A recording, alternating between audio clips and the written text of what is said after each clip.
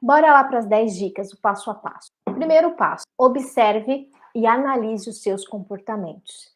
Se eu continuo achando que todos os meus comportamentos são positivos, tá tudo bem, nossa, sou uma pessoa perfeita, paz e amor, gratiluz, eu não tenho que melhorar nada, daí quem sou eu para dizer contrário de você? Mas de fato, acabei de falar para vocês, a gente muda aquilo que a gente percebe, aquilo que a gente permite chegar para a consciência. Então, quando eu falo analise o próprio comportamento, observe, é para que durante o seu dia a dia, ao longo do seu dia, você comece a prestar atenção de forma consciente da maneira que você vem lidando com as coisas que acontecem com você numa situação do trânsito, numa conversa no telefone, numa conversa com um amigo, numa conversa do trabalho.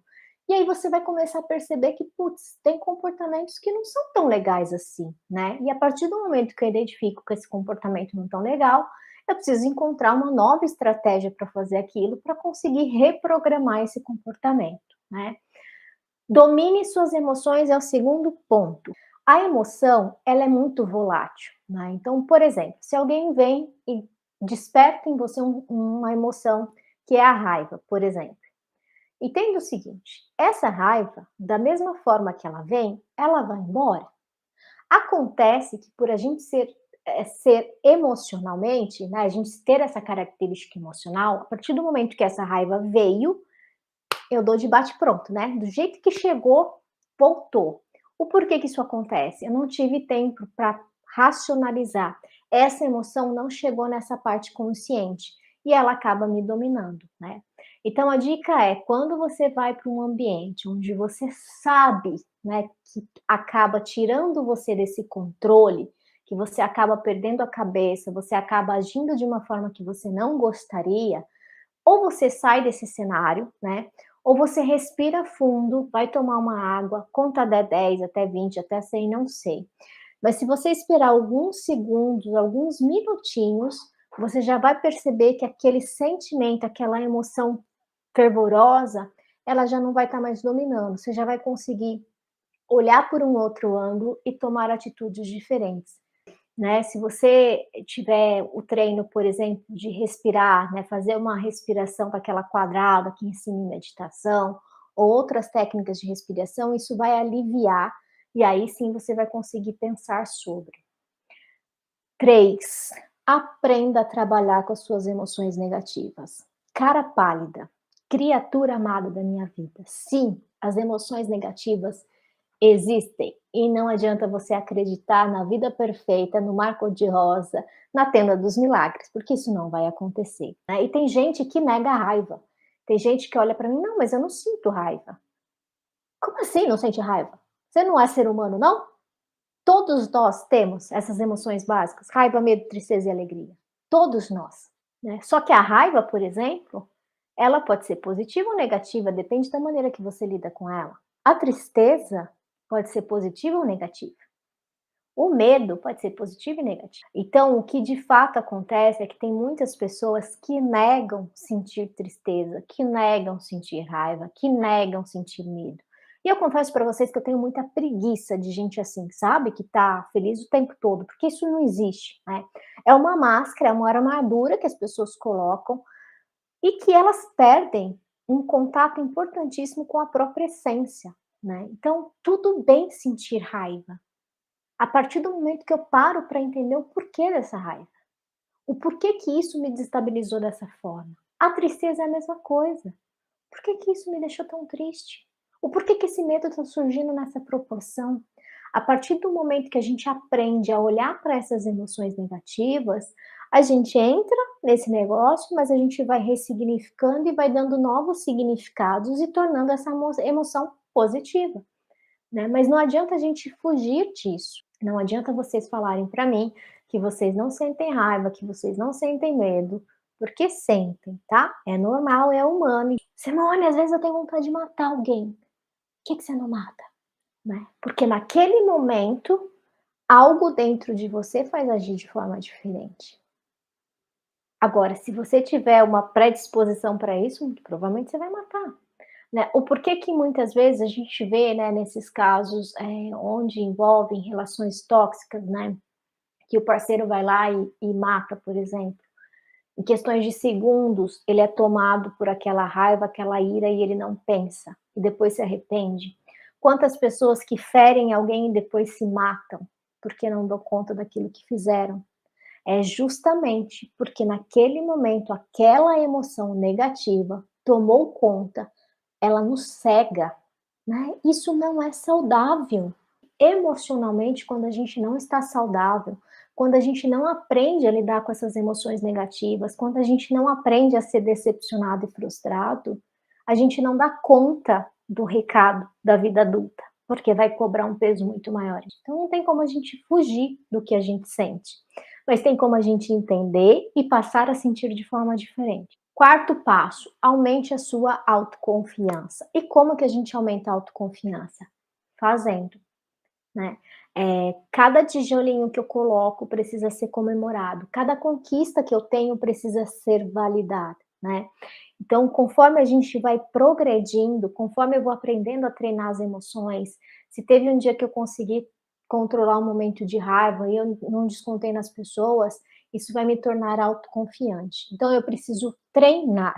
O que me faz autoconfiante é aplicar aquilo no meu dia a dia. Quanto mais eu vou treinando, mais eu vou vendo os resultados positivos e isso me torna mais autoconfiante. 5. Aprenda a lidar com a pressão. Simone, mas eu não gosto de pressão. Sinto muito, aprende a lidar com ela. Porque você aqui dentro pode até estar numa calmaria, mas você é pressionado para o mundo lá fora o tempo todo. E se você não aprende a administrar o que está acontecendo fora, isso vai impactar dentro, né? Então, se nesse ambiente de pressão eu consigo manter os meus sentimentos, minhas emoções num nível saudável, isso não vai impactar nas minhas ações. Se eu não consigo lidar com a pressão de fora, dificilmente eu vou saber lidar com a pressão de dentro, né? Então, não adianta a gente acreditar que esse mundo não tem pressão, porque tem, né? Principalmente a gente falando aqui da vida adulta, né? A gente é cobrado o tempo todo por muitas coisas, né? Então é hiperprodutividade, no trabalho você tem que fazer isso, fazer aquilo, é resultado, resultado, resultado, resultado. Na vida pessoal, na questão da saúde, é resultado, resultado, resultado. É cobrança atrás de cobrança.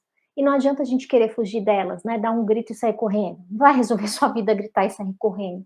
Tem que bater de frente, tá? Como que eu posso resolver tudo isso? Sexto ponto, não tenha medo de se expressar. Muitas vezes, quando a gente fala de inteligência emocional, as pessoas acreditam que precisam deixar de viver aquelas emoções. Isso não é verdade, né?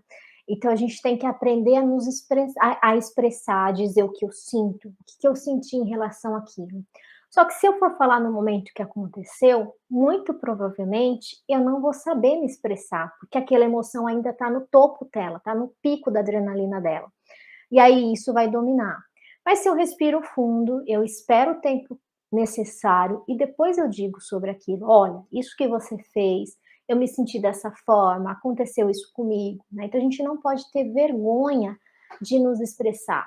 Mas todas as pessoas vão entender quando a gente se expressa, principalmente quando a gente fala de sentimentos e emoções? Não. Nem todas as pessoas estão preparadas para essa conversa, né? Tem muita gente que vai falar que é frescura, que é mimimi, mas aí eu te digo, você escolhe as pessoas que você convive, né. Se quando você vai falar da maneira que você sentiu quando alguém fez algo para você e essa pessoa te diminui, essa pessoa, eh, minimiza o seu sentimento, por que que você convive com essa pessoa ainda? Por que que essa pessoa faz parte da sua vida, né? Então a gente precisa tornar cada vez mais natural, cada vez mais saudável, falar do que sente. E quando eu falo do que eu sinto, não é sobre julgar o outro, entende? Porque muitas vezes o que o outro fez, para ele foi normal, foi tudo bem, né? Tipo, para ele tá tudo bem. Inclusive, se alguém tivesse feito daquela forma, estaria tudo bem também. Porque a gente sente o mundo de uma forma muito diferente, tá. Então quando eu vou dizer para alguém a maneira que eu me senti, eu jamais posso julgar a pessoa. Eu posso dizer como eu me senti, e a pessoa jamais pode dizer, julgar o que eu senti, porque ela não sente da forma que eu sinto, entende? Então esses diálogos cada vez mais abertos, constroem relações cada vez mais saudáveis. Relações onde você não pode, né, dizer o que você sente, porque você vai ser ridicularizado, vai ser diminuído, inferiorizado, dificilmente vai ser uma relação que vai dar certo a longo prazo, né, então pensa nisso. 7, desenvolva o sentimento de empatia. Ai, como o mundo seria melhor se nós nos tornássemos pessoas mais empáticas. E o porquê que a empatia muda e ajuda na questão da inteligência emocional? Quando a gente olha para o outro com mais empatia, de uma certa forma, eu olho para o outro com mais aceitação. E se eu olho para o outro com mais aceitação, os meus erros também são mais toleráveis, né? Quando a gente tem um olhar duro demais com as pessoas, esse mesmo olhar duro é o nosso olhar para a gente, né. Então, eu desenvolver empatia com os outros me ajuda a desenvolver empatia comigo mesmo. E acreditem, às vezes é mais difícil a gente ter empatia pela gente do que pelos outros, sabe. Quando a gente faz algo de errado, vem o sentimento de punição, de raiva, de descontrole, de se diminuir, inferiorizar. Mas quando alguém faz algo de errado, pode ser tolerável, talvez a pessoa não estava num dia bom, sabe aquilo? Então, quando a gente treina esse olhar de empatia, a gente acaba despertando isso dentro da gente em relação a gente mesmo, né? Então, a gente também precisa ser empático com o que a gente sente. Eu não posso julgar o que eu senti. Oitavo ponto, coloque em prática a resiliência. Então, ser cada vez mais resiliente, sabe aquilo? Eu envergo, mas eu não quebro. Isso é extremamente importante. 9, formule uma resposta ao invés de reagir. Qual que é a diferença de responder e reagir? Reagir é quando alguém faz algo, acontece algo fora de mim, isso, quando eu recebo, passa pelo instintivo, pelo emocional e eu reajo. Eu não penso. Quando a gente reage, é praticamente como um animal, que não pensa no que está acontecendo, vai lá e dá aquela abocanhada, sabe?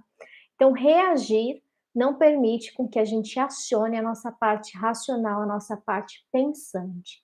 Quando eu preciso responder, a informação de fora vem, passa pelo instintivo, passa pelo emocional, e aí eu vou pensar sobre.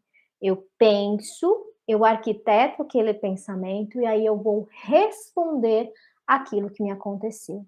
O ideal é que a gente sempre responda aquilo que nos acontece. Todas as vezes que a gente reage, a gente está assim na defensiva, ou se sentindo extremamente acuado, ou querendo atacar aquela pessoa que está na nossa frente, e isso indiscutivelmente vai gerar conflitos, tanto para você quanto para a pessoa, como para quem convive com vocês, né? Então a gente precisa treinar essa habilidade de, quando vem informação de fora, penso, respiro, questiono, analiso e respondo, né. Só que se você, assim que você reagir, se você tiver a consciência: "Putz, mais uma vez eu não pensei no que eu fiz".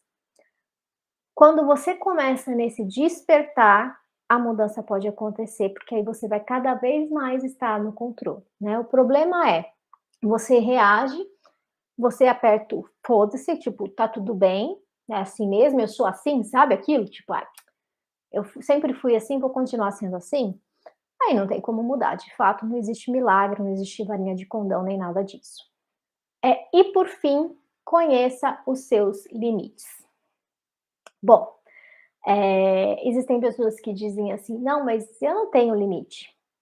Tem, todos nós temos. Quando eu não reconheço os meus limites, eu permito que as pessoas invadam esses limites. E emocionalmente isso é muito cansativo, né. Então é extremamente importante eu entender até que ponto o outro pode ir na minha vida, até que ponto eu dou conta daquela situação. Eu preciso reconhecer isso. E eu preciso aprender a dizer não para tudo aquilo que invade esse limite. Se vocês querem viver relações saudáveis, precisam aprender a dizer não quando a pessoa invade esse limite. Agora, se você nem você sabe esse limite, o outro vem fazendo, fazendo, dominando a sua vida e você vem permitindo, né. Então, todos nós temos um limite, né? Até onde você pode ir, até onde você pode chegar, é importante você saber. E é extremamente importante você saber até onde aquela pessoa pode invadir o meu espaço, até onde aquela pessoa pode invadir o meu quadrado, entende? E aí você vai precisar, opa, daqui não passa, né? Quando a gente aprende a estabelecer limites nas nossas relações, é extremamente importante.